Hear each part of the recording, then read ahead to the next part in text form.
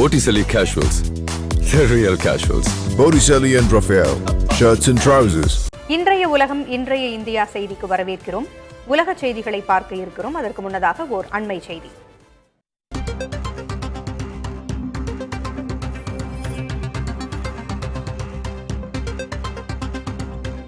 அரிட்டாப்பட்டி கிராம மக்கள் மீதான வழக்குகள் திரும்ப பெறப்பட்டிருப்பதாக தமிழக அரசு அறிவித்திருக்கிறது.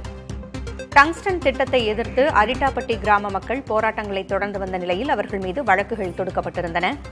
இந்நிலையில் தற்பொழுது டங்ஸ்டன் திட்டம் ரத்து செய்யப்பட்டதாக மத்திய அரசு அறிவித்திருந்த சூழலில் டங்ஸ்டன் திட்டத்திற்கு எதிராக போராடிய அரிட்டாப்பட்டி மக்கள் மீது பதிவு செய்யப்பட்ட வழக்குகள் திரும்ப பெறப்பட்டிருப்பதாக தமிழக அரசு அறிவித்திருக்கிறது.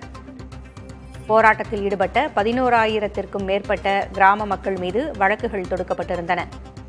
இந்நிலையில் இந்த வழக்குகள் திரும்ப பெறப்பட்டிருக்கின்றன.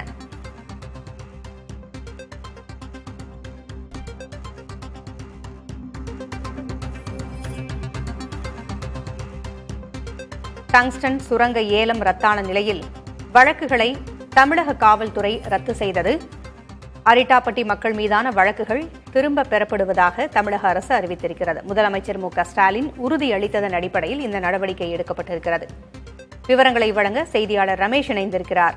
ரமேஷ், அரிட்டாப்பட்டி மக்கள் மீதான வழக்குகள் திரும்ப பெறப்படுவதாக தமிழக அரசு அறிவித்திருக்கிறது. கூடுதல் விவரங்கள் என்ன? டங்ஸ்டன் சுரங்க திட்டத்தை எதிர்த்து போராட்டத்தில் ஈடுபட்ட பொதுமக்கள் மீது காவல்துறையினரால் பதிவு செய்யப்பட்ட வழக்குகள் அனைத்தும் திரும்ப பெறப்படும் என்று முதலமைச்சர் அறிவித்திருந்தார்கள். அதன்படி இந்த போராட்டத்தில் ஈடுபட்ட 11,608 பொதுமக்கள் மீது மதுரை நகரம், தல்லாங்குளம் மற்றும் மேலூர் காவல் நிலையங்களில் போடப்பட்ட அந்த பிஎன்எஸ் பாரதிய நியாய சங்கீதா சட்டம் பிஎன்எஸ் என்று சொல்வார்கள் 2023 கீழ் 3 பிரிவுகளில் பதிவு செய்யப்பட்ட 4 குற்ற வழக்குகளும் இன்று திரும்ப பெறப்பட்டுள்ளதாக அறிவிப்பு வெளியாகிருக்கிறது. ஏனென்று சொன்னால் பல இளைஞர்கள் அதில் இருக்கிறார்கள்.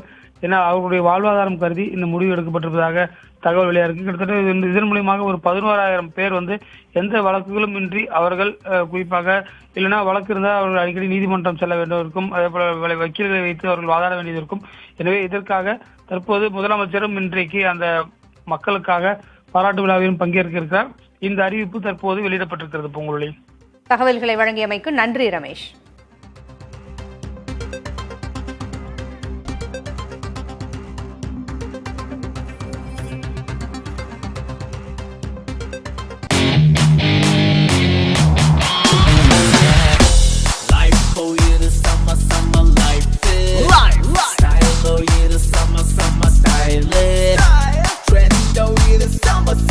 Botticelli Casuals, the real casuals.